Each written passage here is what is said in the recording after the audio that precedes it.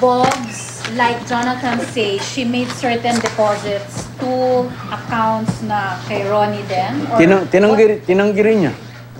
Zero deposit siya. Si Jonathan kasi admitted that he did. What about Boggs? Hindi, ang inadmit ni Jonathan, yung deposit ng 40,000 for Ronnie. Pero yung milyon-milyon, dinidinay niya yun. What about Boggs, sir? Ganun din, dinidinay din niya yun. Totally na wala siyang dineposito sa account ni Ronnie or meron pero smaller account? Totally wala siyang dineposit sa account ni Ronnie or to any account, kahit yung account niya. So iba sila ni Jonathan, diba? Magkaiba sila ni Jonathan. So siya totally wala, sabi niya, sir. Totally wala. Oo, totally wala. Kaya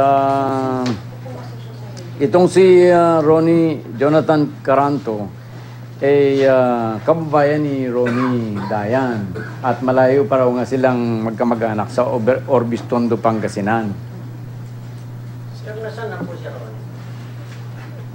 Hindi ko, wala kami alam. Sir, pero sir, kung ang statement ni Caranto is ina-admit lang na nag-deposit for Ronnie, paano po pumapasok yung link kay Secretary de Lima? Paano yun ang susunod na kwan. Nag-i-start pa nga yung investigation namin eh. So, ang in-establish is yung pera is paano siya? Kasi pag halimbawa, kung totoo yun, o di syempre, especially the fact that nagpapadeposit si Secretary de Lima dun sa account, o maliit na pera, tapos biglang lumaki, tinipostuhan mo yun,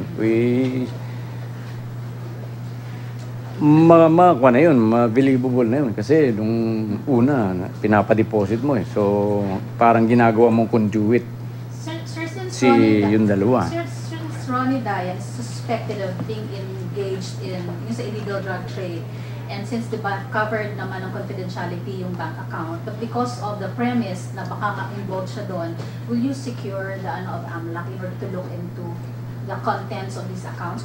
Papunta pa lang kami doon eh. Actually, so, may predicate crime. May predicate crime na eh. Na-kwan lang kami. Na-preempt kami ng media. In other words, sir, I mean, that is a path that might be taken as the developments come pa. So, the three other... kita mo, kung gusto ko lang idiin o magsinungaling kay Secretary de Lima, bakit ko pakukunin ng statement yung dalawa para i-deny yung checking yun? Sipin nyo. Kaya, on the basis of that, kinakailangan ng further verification. Kasi nga, porque nakatunog na ako na baka kuryenteng kami, talagang, bakit i-deny nito? Kasi kitang-kita mo naman sa isang tao, I've been 44 years a practicing lawyer. Alam ko kaagad pag ikaw kinausap ko, kung kinagsisinungaling o hindi. Ngayon, nung sinabi niya, talaga pong wala pong nakadeposit sa akin yan. So, handa mo ba kung patunayan yan? Mag-execute ka ng affidavit? Okay. Ikaw ay bibigyan ko ng abogado sapagkat pwedeng kailangan mo ng abogado because you might be accused. Ay, gusto ko pong linisin yung aking pangalan kaya ako po'y handang mag-execute ng affidavit. At ako may lawyer ka. Yung lawyer daw niya nasa probinsya. So, bibigyan kita ng lawyer. Payag ka ba? Pumayag siya. So, ang balita ko, kinahapunan, dumating din yung lawyer, the private lawyer ni Jonathan. Sir, yung tatlong other witness na hindi empleyado, yung meron na sila mga testimony. Yung tatlong iba po na sinabi. Yung tatlo, hindi ko pa nakikita. Wala po. Hindi pa nakikita. Kasi 5 tao na may kanya-kanyang deposit slip eh. Ang nakita ko lang yun, na taga-DOJ. And while you're saying that Boggs and Jonathan might be believable, but you're also not saying they're entirely off the hook because the investigation is still ongoing. And we still don't know the exact content of the amount. Hindi pa talaga sila off the hook. Well, I could not at this stage exclude anyone or include anyone. Kasi nag-investigate pa nga lang ako eh. Masyado lang mabilis ang media eh. Pero sir, parang how does it make sense kung nakamari? Diba si si Bogs po, di ba, dininay po niya na she was depositing, pero at the same time, we had this piece of document that's saying na parang nabili pangalan niya dun sa deposit slip. Parang how does that po, Sinabi ko nga, siyempre magko-cross-examine ka sa isang, sigurado kang hindi ka nagsisinungaling, hindi mo ako binubola. Sigurado po ako nun. Kahit ipakita ko ako sa iyo yung mga deposit slip sa pangalan mo. Opo, wala naman po akong matatanda ang deposit slip sa pangalan ko eh. So, nung i-confront ko siya sa deposit slip, talagang dininay niya. At kinunan nga siya, handa ka ba ako magka-polygraph test? Opo. So, yun ang mga mark ng honest witness. At ganun nga nangyari, I was just informed few minutes ago na pumasa yung dalawa sa polygraph test sa NBI. So, hindi sila nagsisinungaling. When did you meet Jonathan, sir? What particularly? And when did you meet Bo? Ang bang araw ngayon? Friday na po ngayon. Friday. Siguro mga Same day sila. 3 days ago siguro. Wednesday. Both of them pareho on that day, although separate. Oh, that was the first time I met both of them. Hindi ko naman kilala mga tao dito. Pero sir, kung nakapasa sila pareho, so totoo rin yung sinabi ni Bogs na wala nga siyang dineposit at wala rin siyang account on further. Tama, totoo pa rin sila. At totoo rin, kung paniniwalaan mo yung polygraph test, na siya ay nag-deposit ng 6 na beses Yung isa. mula kay Dilima papunta doon sa account ni Ronnie So Dayan. yun sir, yun pa lang yung meron Yun ang Yun pa lang yung meron. maraming meron para bumabaha ang informasyon eh. So sir, you're not planning to place Jonathan under WPP? Kasi Kung hindi siya hindi naman siya nag-apply, pero I'm willing, very much willing kung siya mag-apply. As a matter of fact, kung ako'y magpagkakataon na makonvince siya, baka I will convince him to be placed under the Witness Protection Program of the DOJ. Sir, ano po yung ibang mga videos na ni-review po ni Bogs po? Bukod po dun sa issue of the deposits. Yung pinakita ko sa kanya, saan ba itong mga pictures na ito. So, yan. May kapakap siya ni Secretary Dilima eh. Di ba? Pwede pakita sa camera, kahit yung pictures lang sir. Akala ko nga si Bogs, akala ko yung lalaki. Yun pa lang. Edna sir, Edna. Si Bog, Edna. Edna, oh. Wala naman kasi magtataka ka doon kung bakit palayaw ang ginagamit doon sa deposit slip. So, yan ang mga mark ng dapat mag-ingat-ingat ka eh. So, hindi ko rin na-check yung kung kailan dineposit. Baka ako yan ay may dineposit na Sabado, Linggo, di patay na ako. Hindi ko pa na-check kasi sa dami ng trabaho dito, wala pa akong USEC, wala pa akong ASEC. Sir, sir, wala pa kayo yun. Wala pa. May dalawa na doon. Isa. Yung isa is starting ngayon kasi although he was appointed 1 week in August, ayaw naman niyang mag-assume gawa ng ghost man. Sir, yung 88 million that you talked about, ito yung amount na ito covered by deposit slips. Yes, so kasi 5 tao sila eh. Dalawa lang si Caranto at saka si Oboyes. And lahat ito, sir, yung accounts, pangalan, allegedly, kasi ito na yung informasyon, no? Allegedly, pangalan po ni Ronnie. No, hindi pangalan ni Ronnie. Sir, yung pinaka-account mismo, sir, ha? Hindi, walang pangalan si Ronnie dito. Hindi, yung account, sir, yung... kung Kahit saan yung papunta. account, hindi, wala. So, hindi. Ibang pangalan. Yung, siyempre, account nung nag-deposit. Yeah. Account nung nag-deposit, merong Caranto, yan, 7. Sa account niya yan. Oo. But with respect to the others, Walang Ronnie dyan. walang Ronnie dito. Wala ring Dilima, sir. Wala rin. So, the short and long of it all, sir, is... I am telling the truth. Kaya wala akong dapat ikatakot Sir, you have na other, the secretary will give me hell. so sir, meron pa kayong ibang information na magli-link sa kanya? Marami. The next of what kind of Sa, information, sir? sa susunod na yun. Ongoing validation yan. Sir, mga information na pumapasok, o meron ka ng mga validated... Actually, bago kayo pumasok nandito ang head ng PDEA. Marami. So may na-confirm sa inyo, sir, yung PDEA about kay Secretary? Dami. Kaya kailangan niya ako ng lawyers eh. Kasi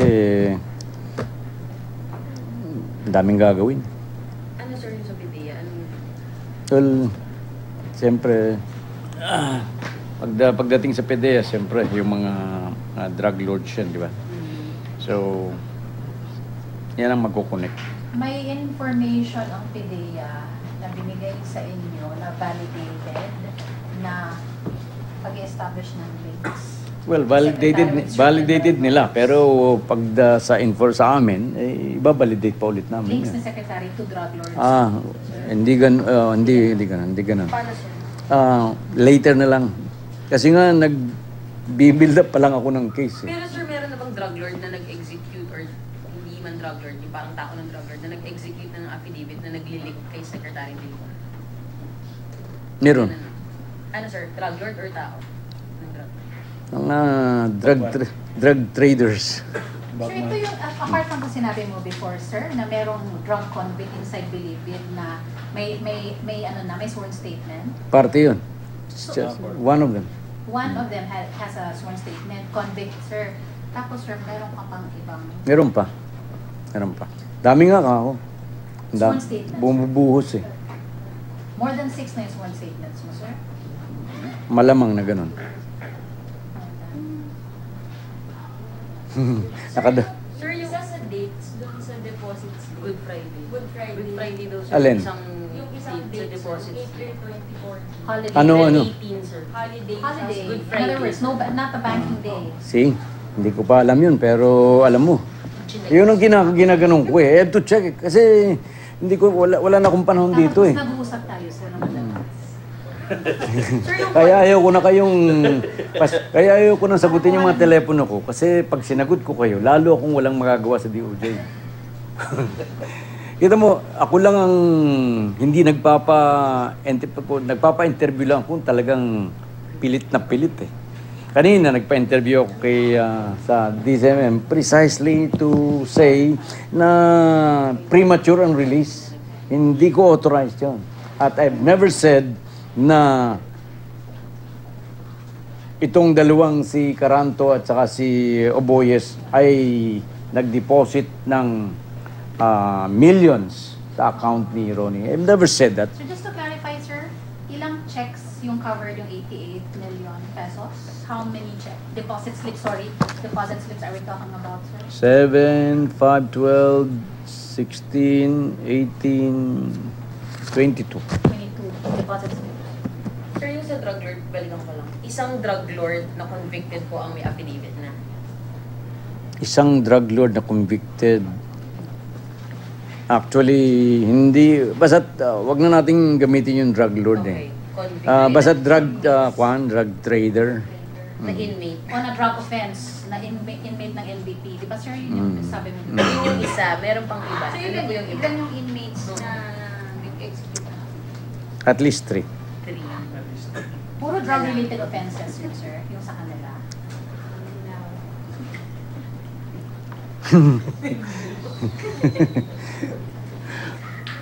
Sir, linking the secretary or linking Dayan lang?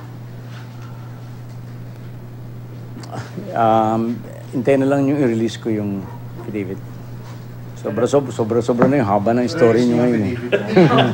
Kaya, sir, kaya, sir, kaya. Kaya, sir. Willing. No, sir, because we have, at least, sir, para hindi maging cause for disinformation and misinformation, those 3 affidavits executed by these convicts inside Bilibid na drug-related yung offenses, ano yung link na in-establish, sir, as far as Dayan only or De Lima? At least, sir, klaro, sir, diba? So, how far is the link? Pwede naman i-supplement nila yun, sir. So, for now, sir, how far is the link, sir? Yung direct link, Secretary. no comment. Kasi yung ibang istorya naman yun eh. Dito lang tayo eh. Masyado mahaba yung istorya ninyo eh. Then, para, bayan muna kaming mag-verify. Kita mo, putsa. Biyernes Santo. So, Ang pinagtataka nung iba, bakit daw yung kampo ni Secretary de Lima, mas nauna pang nakakuha ng informasyon dun sa sinabi ng dalawa. So, ibig sabihin yan, kumuha doon, pag sa NBI, na-feed ka agad sa kanya, Or and sinabi then, po, sir. kaya nga, precisely. Kasi yan niya, ang dami-dami pa niyang mga tao niyan. Sir, pero sir, yung tatlo, sir, para hindi lang kami magkamali, at least sa level ni Dayan, safest naman, sir, yung tatlo, yung sworn statements. At least sa level ni Ronnie. Yeah. Para safe na lang, sir, no? Para At the very least. Sip. Direct link kay Ronnie. Tama, sir? Okay, dahil. At least, sir. Parang ayaw nang sir. Oh, sir, din mahirap, sir. Bakit? Implicating them, in him. Tama. To my kwan, sa opinion ko, nag-implicate sa kanilang dala. Dalawa, okay. Sa may opinion. Safe naman yung word na yun. Kaya hindi tama yung sinasabi niyang I and Director Giran are making ourselves used by people to discredit her. Kung i-discredit ko siya bakit ko babaguhin? Bakit papayag ako ipadala sa NBI para lang itanggi yung mga deposit slips? Dapat pasalamat sa akin. Diba? Pero sir, kung ganyan po sir, is it still correct to say na the two DOJ employees are witnesses against the Lima? Pero wag niyong sabihin na porke discredited itong mga deposit slips, wala nang ibang deposit slip. Maliit lang ito. Maliit lang. Maliit lang. Aabot ng bilyon. Aabot ng bilyon ang pinag-usapan na halaga involved sa droga na nag-implicate sa dalawa. Ngayon, ikaw nagsabi niya na. Hindi ako sabi na. Sabi mo aabot ng bilyon. Hindi, ang sinasabi ko lang, si 88 million lang yan. Pero, itong sinasabi nilang hindi totoong kwan. Pero, kung makukuha natin yung totoong deposit, aabot ng bilyon. Yun ang sinasabi ko. Pero sir, hindi mo pa Kaya lang, hindi natin makukuha yan, gawa ng meron tayong Bank Secrecy Act. Di ba? Sir, taga. Unless tutulungan tayo ng AMLA. Yeah. Would you, sir, Would you what? put up the AMLA? Everything na kinakailangan as long as legal, gagawin namin.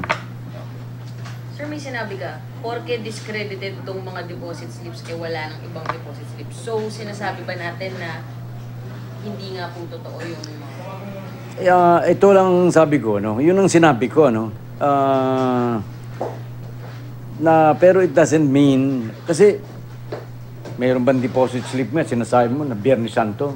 No, sino maniniwala ka ba dun sa deposit slip na yun? So at least yung particular deposit slip na yun, parang masasabi mong discredited. With respect to the others, I don't know, hindi ko pa nga nasusub. Wala pa akong katulong Yung pag dumating na yung aking magagaling na Yusek, patay sila. Ano? Sir, billions ba sinabi mo? Plural ba yan? Sir, billions? Yung kanina, sir. Oh. Plural. Wag mo nang i-plural. Tama na yung billion. Malaki na yun Malulunod na tayo dun Pero paano kayo nagkaroon ng estimate ng maaabot ng billion? Trust me. Sir, there are talks na may iba pang employees kayong kinukuha na ng statement. Wala. Okay. Salamat. Thank you.